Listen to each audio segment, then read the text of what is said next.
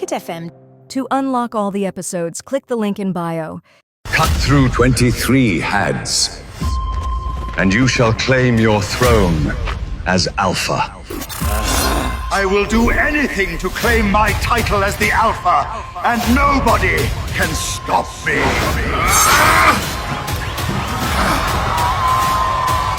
But his ruthless sword stopped on the 23rd head. It felt as if a powerful force stopped him. You are not meant to die. You are meant to be my Luna. Damon chose a powerless slave as his Luna. Why did Talia agree to marry Damon, despite knowing how dangerous he was? Talia was 5 when she was adopted into the Red Moon Pack. She was made to clean, cook, and serve the other wolves. Talia had no inner wolf, no powers. She was given harsh punishments and was treated like a slave. Marcy, the Alpha's daughter, treated her like a toy. She ordered Talia to be locked in the prison for 3 days without food, water, and merciless beatings from the Alpha and his Luna. Until one day, when Talia got her wolf Sylvie. Talia was extremely happy to discover her wolf. Finally, there was someone she could call hers. But the worst happened when Talia turned 18. Marcy came and stood next to Talia. The evil grin on her face suggested that she had planned another disaster for Talia, when suddenly she announced, Talia, we are getting you married tomorrow.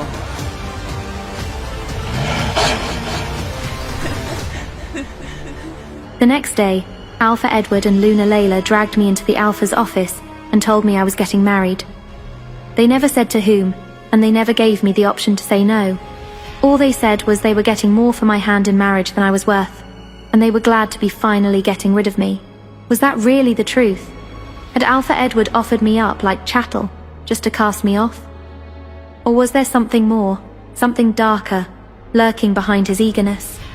I couldn't say I was unhappy about the prospect of leaving this pack, but I was scared of marrying an unknown man. I couldn't fathom why anyone would want me to be honest. I assumed it was someone from an ally pack who wanted a slave. The more I thought about this, the more I believed it was true. After all, Alpha Edward could pick any random girl to replace me. Lost in my fears, I finally reached the grand double doors to the hall where the ceremony was taking place. Voices buzzed from inside. I felt like vomiting, but also something else. My head began to swim, and I was suddenly too hot. My heart rate was picking up quickly and I felt lightheaded. Was I about to pass out minutes before my wedding? As I took deep breaths as being coached by my wolf, Alpha Edward snuck up beside me. I'd been so focused on my breathing I hadn't even heard him. I flinched. "Stop fidgeting," he hissed. "What are you doing?" I asked. I felt so out of sorts I didn't even stop to consider my words or the disrespectful tone in which I said them. Alpha Edward narrowed his eyes on me. The hand at his side twitched like he wanted to strike me. "Since you have no father here, it is my duty to walk you down the aisle and give you away. Don't misinterpret this, though. I take absolutely no pleasure in touching you." What? Why did it sound like he was insinuating something? You mean, you take no pleasure in touching me when it's not violent? I deadpanned. Sylvie, who had been pacing in my head, stopped in her tracks. I could feel the shock coming from her. I was shocked too. I'd never spoken to the Alpha like that before, with such confidence. Where had that come from? The Alpha seemed more shocked than either of us. However, his face was comical. At least it was until his eyes turned black and a low voice came through his teeth. "You think that was bad? Your fate is about to become far worse." Before I had time to process his words, or the rising panic they instilled within me, the doors in front of us began to open. He turned me towards the hall. I had no maid of honor, no bridesmaids. Not that anyone would have agreed if I had asked. As we entered the hall, I was hit in the face with the most amazing scent. It was a mix of forest and dark chocolate, with a hint of an almost musky, woodsy smell. It almost knocked me off my feet. It filled the hall and I found myself looking around, searching for the source. Sylvie was practically jumping in my head, wanting to come out. "Mate, mate!" she screamed. "What? Where?" I asked. "I saw him then." My eyes zeroed in on the most amazingly breathtaking man I'd ever witnessed. He was taller than Alpha Edward, at least 6 or 7, a giant and all muscle. His tuxedo strained against him in a way that had me coveted. I could see the hint of a tattoo peeking out front under the shirt collar on his. I was less than 5 feet away now, near enough to see his hair had a slight wave to it, and it was pitch black. My fingers itched to run through it. He had a chiseled jaw with a 5 o'clock shadow, full mouth under a straight, long nose, and his eyes. They gazed into mine and held me captive. They were a haunting blue. I had forgotten where I was, the reason, the time, the place. "This is our mate," I asked Sylvie. I couldn't quite believe he was my mate. Yes, I could feel her connecting with our mate's wolf. She was purring with joy and happiness. A loud throat clearing sounded next to me, and I unwillingly cast my gaze away from my mate in annoyance. Alpha Edward was glaring at me. It was only then that I'd realized we'd come to a stop. The entire hall was buzzing with hushed whispers, everyone staring at me. I blushed slightly and looked down. Alpha Edward. His voice was deep, husky. It sent a shiver down my spine. "I'll take her from here." My head shot up. "Wait, I was marrying him. My mate. Who do you think? He's the only one up here other than the old guy," snarked Sylvie. Truthfully, I hadn't even noticed anyone else, but she was right. Only the elder who was blessing the marriage stood at the altar with my mate. I glanced around him. Didn't he have groomsmen, friends, family? What are you waiting for? "Go!" hissed Alpha Edward. He released a not too subtle shove. A growl erupted from my mate's chest at the action, and I peeked up in time to see Alpha Edward's face go pale. He bowed his head in apology and went to take his seat next to his Luna. In all my years with the pack, I had never seen Alpha Edward cower before anyone. Whoever this man was, he wasn't just powerful, he was feared. And perhaps crazy too. Why else would he agree to marry me? An Omega servant with no status or standing worth trading. I spotted Marcy seated next to her mother, but I didn't understand her expression. Truthfully, the second I realized whom I was marrying, I could only imagine how jealous Marcy would be. I mean, this man was a god. But she looked smug. She had a wicked little smile on her face, laughter in her eyes. Why? What did Marcy know about this man that I did not? Her expression had anxiety pooling in my stomach. Ahem. I turned my attention back to the man in front of me. He was glaring at me now, annoyance clear on his face. "I'd like to get started, if you're willing to pay attention now," he grumbled. Without waiting for an answer, he signaled to the elder to begin the ceremony. "Ladies and gentlemen, it is my honor to be here at Red Moon today to bless the union of these 2 children of the Moon Goddess. Shall we?" He looked at my mate. He nodded once. The elder looked to me with a soft smile, which I returned. "Do you, Talia?" He stumbled for a second and I blushed a deep red. Traditionally, he would use my full name, but since I had no memory of my past, I didn't know my last name, or even if I had a middle name. Out of the corner of my eye, I saw my mate raise his eyebrows in confusion. The elder cleared his throat and started again. "Do you, Talia of the Red Moon Pack, accept this marriage and my blessing of it?" "I do," I replied quietly. "And do you acknowledge and accept that henceforth you will no longer be a member of the Red Moon Pack?" "Yes," I replied a little more eagerly. "Then, as an elder of the Werewolf Sitting Council, I hereby strip you of any ties to the Red Moon Pack." "Alpha Edward?" The elder gestured to my Alpha, who stood up. "I accept," he said. I felt a tearing inside. Everyone in the hall sighed, the elder and my groom gasped and clutched themselves along with me. Losing a pack member was painful for everyone, but I took the pain with a smile, knowing I was officially no longer a member of this horrid pack. I felt an intense wave of freedom not to be tied to them anymore, even though I was totally unaware of how my life will be in my new pack, or why Edward had suddenly agreed to let me go. When everyone was quiet again, the elder turned to my mate. "Do you, Alpha Daemon, accept Talia, former member of the Red Moon Pack, as your wife and mate, and therefore Luna of the Dark Howlers Pack?" My breathing hitched to a stop. "Alpha Daemon? As in the cold-blooded Alpha Daemon?" I asked Sylvie. "I guess so, but his wolf. I don't care about his wolf, Sylvie. I can't accept this, he's a bad guy." Suddenly, Marcy's smirk made sense. I was shaking as the reality of my situation started to sink in. They were marrying me off to the cruelest, most viscous alpha on this side of the world. And to make matters worse, he was my mate. What kind of sick sense of humor did the moon goddess have? I hadn't suffered enough. She thought she'd toss me to the merciless Alpha? I do. I felt the mate bond intensify. I ground my teeth together and kept my eyes downcast, avoiding eye contact with Alpha Daemon. Talia, former member of the Red Moon Pack, do you accept Alpha Daemon of the Dark Howlers Pack to be your husband and your mate, thereby accepting your title as his Luna? I didn't want to go with him. These were my options then. Stay here and be a slave and get beaten, go with the ruthless Alpha who everyone feared, or go rogue and have nobody. Tears welled in my eyes at my situation. Please don't reject him, Sylvie whimpered. Sylvie, we can't accept him, I know, she cut me off, but you need to remember that you wouldn't be the only one losing a mate, she snapped. Closing my eyes, I sighed quietly. When I opened them, I looked into my Alpha's eyes. He was staring at me with such anger I actually took a step back. It didn't make sense. Why was he looking at me like that? Why marry me at all if all he felt was anger? Please, whispered Sylvie. Talia? The elder stepped forward. I heard a snicker I'd known anywhere behind me. Now I know why Marcy was so smug earlier. Taking a deep breath, I looked away from Alpha Daemon and down at my shoes. I do, I whispered. The mate bond intensified again with my words. I blinked away unshed tears as I sealed my fate. The elder stepped back, giving me a short look of something near to sympathy. It is my great joy to pronounce you man and wife. You may kiss. That won't be necessary. Alpha Daemon cut across him. He turned to me. Come. Dragging my feet, I turned to follow my new husband. Alpha Daemon strode down the platform, stopping briefly to shake my former Alpha's hand. They exchanged no words, but it felt disrespectful to me, like a good doing business with you vibe. I wondered for the first time how much he had offered for me. It couldn't have been very much, as I was nothing but a lowly slave for the pack. More than likely, they were probably just glad to be rid of me. Why did Alpha Daemon agree to marry me? What's his motive? He hadn't even kissed me. How could he want me?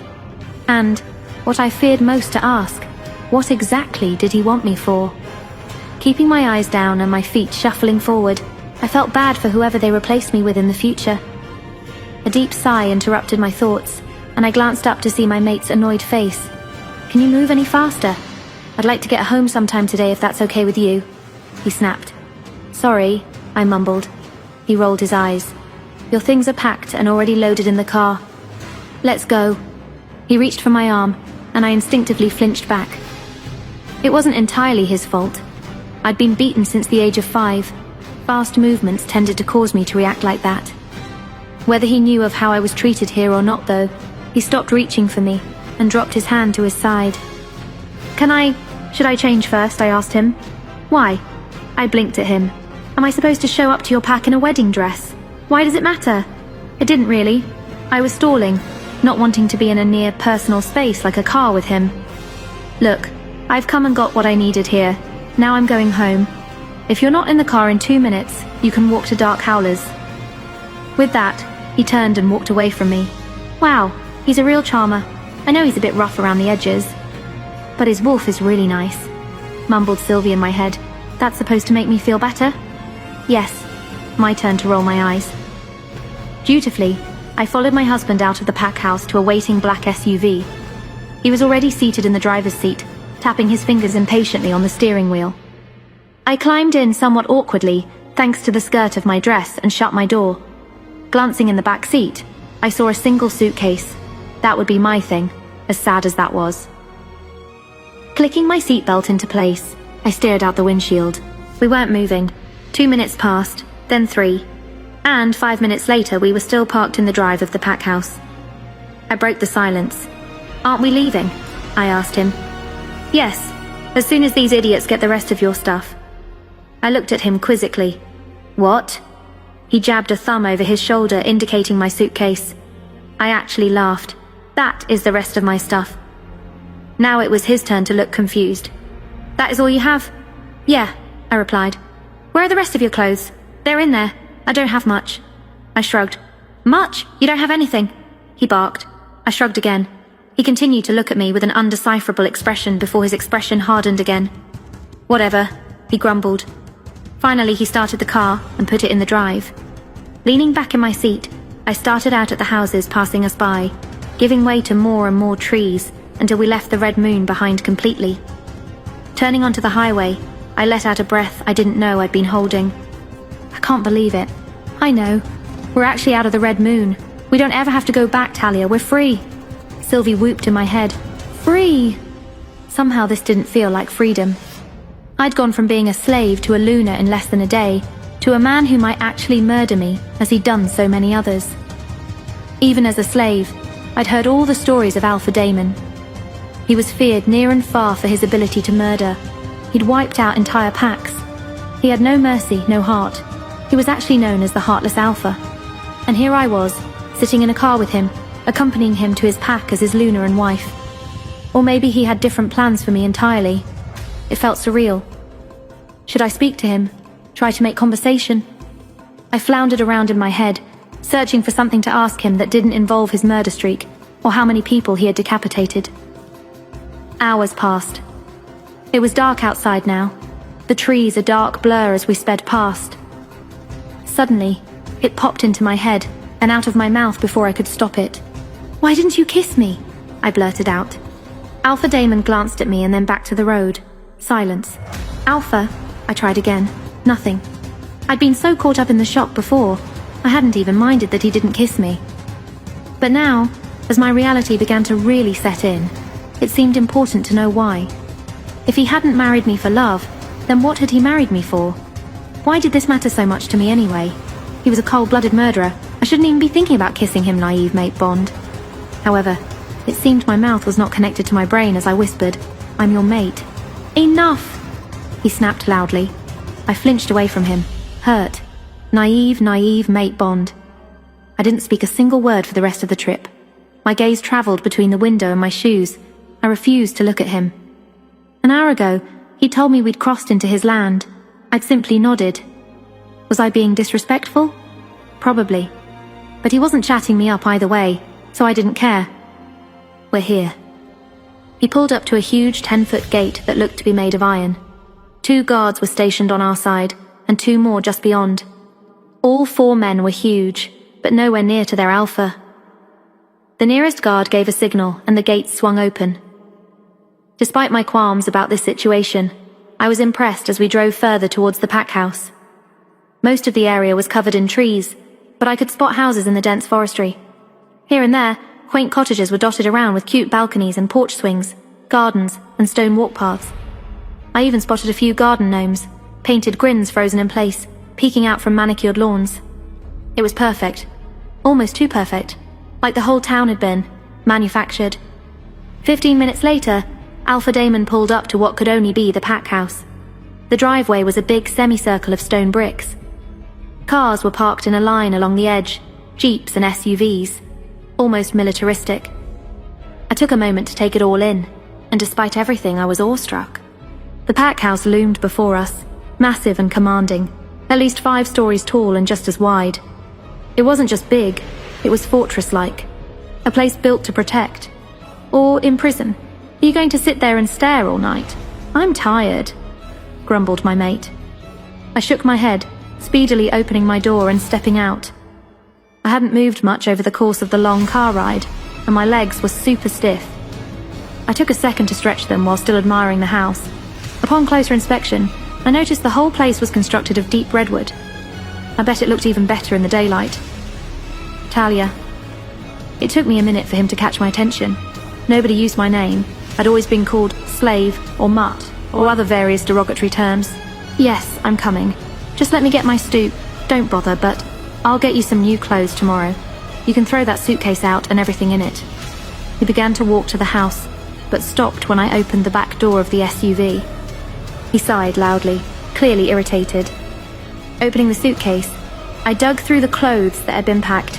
Really, they were just rags until I found my objective. Closing the door, I clutched my locket.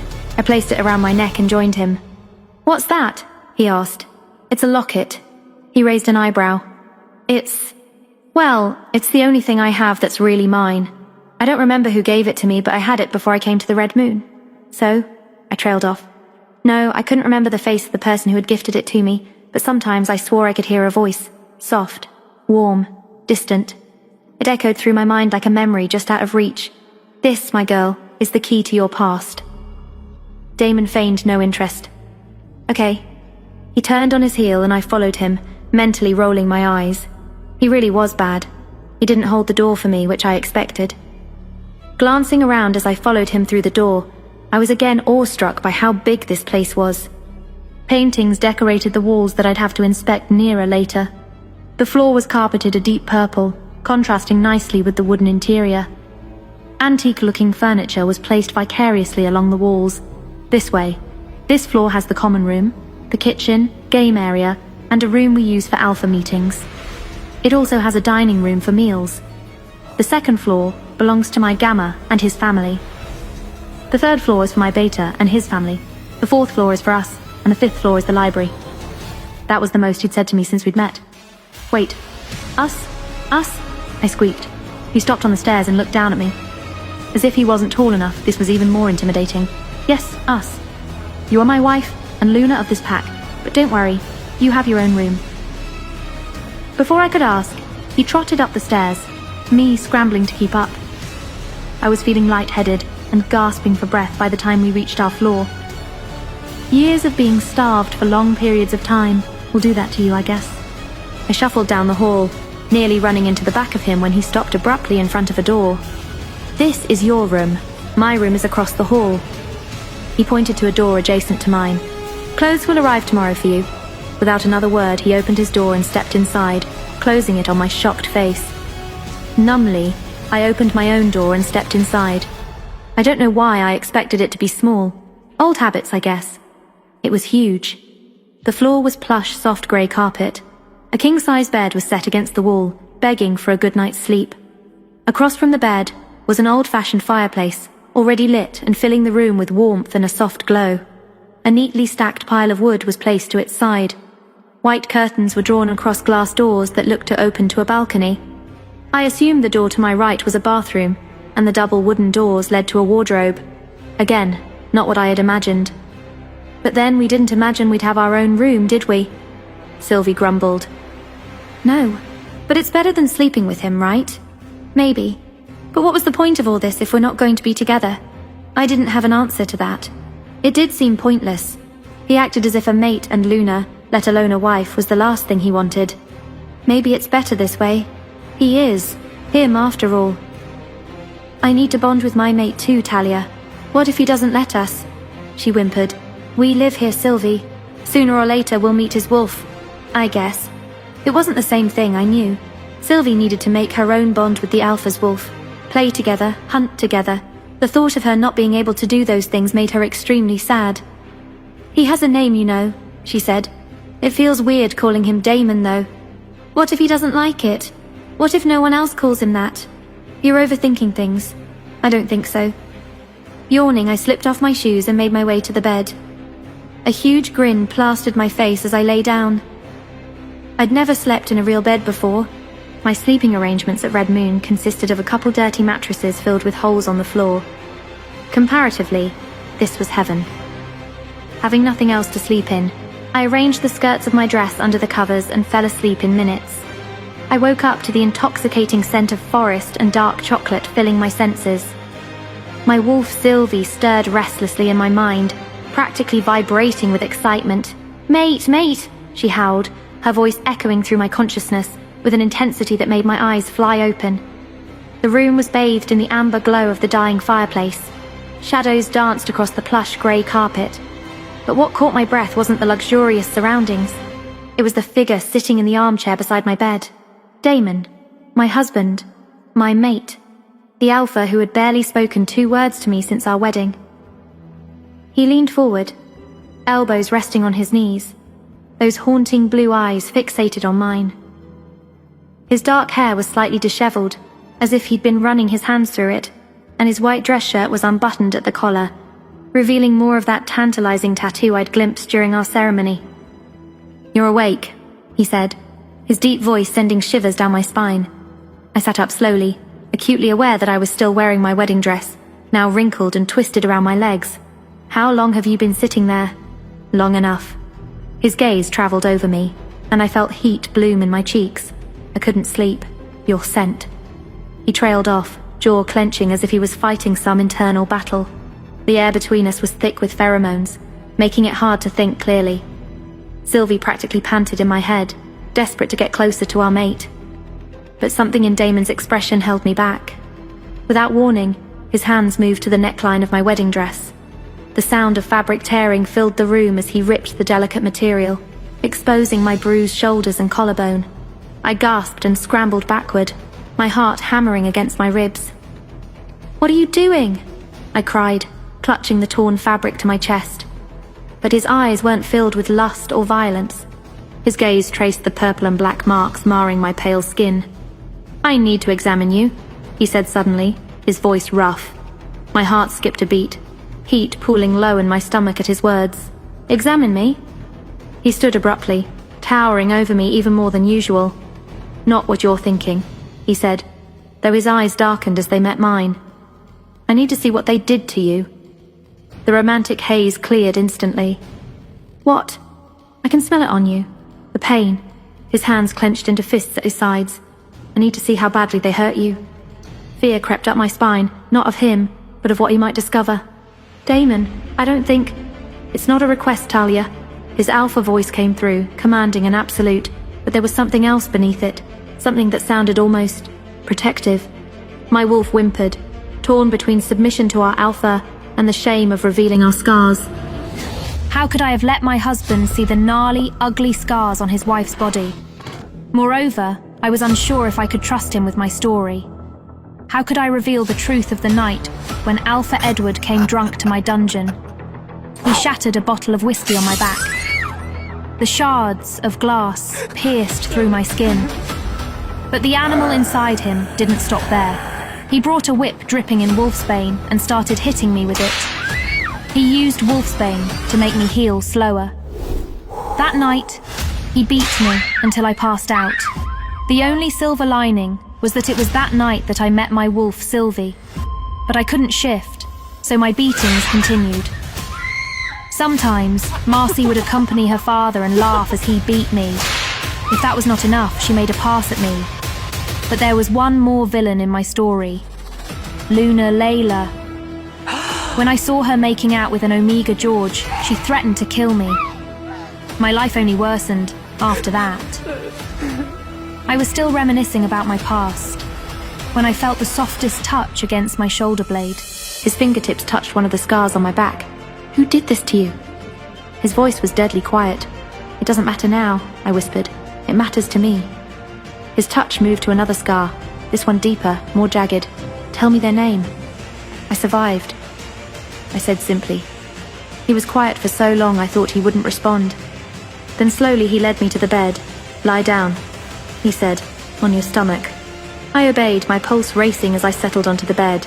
I felt him sit beside me, the mattress dipping under his weight. "I'm going to remove this," he said, his hands at the tie of my robe. "I need to see your back fully." The silk slipped away, leaving me exposed beneath his gaze. I buried my face in the pillow, shame burning through me. "Good goddess," he said under his breath. I thought he was revolted by the scars, but he was intrigued. "How did you get these?" He ran his finger over a particularly deep scar. "Silver," I mumbled. "Silver what? A blade?" he asked. "This is just what happens to the lowest Omega." He traced the silver scars, whispering, "That's why they did this to you. They knew exactly what you are. What do you mean?" "What am I?" He grabbed me by the shoulders, peering into my soul. "You're not just any Omega." His next words sent chills down my spine. "Talia, you're—" What is Damon about to reveal? Why did he really choose me as his bride? Did he have good intentions? Or did he have some hidden motive behind our forbidden marriage? To find out what happens next, install the Pocket FM app in the next 1 minute to get free access to 22 episodes of The Alpha's Bride. Hurry before the offer disappears, install the app, and enjoy free episodes now.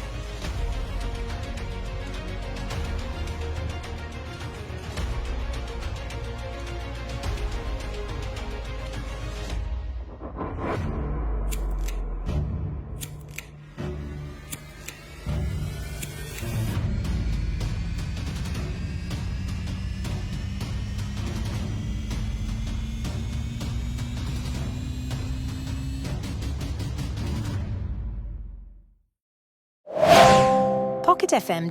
To unlock all the episodes, click the link in bio.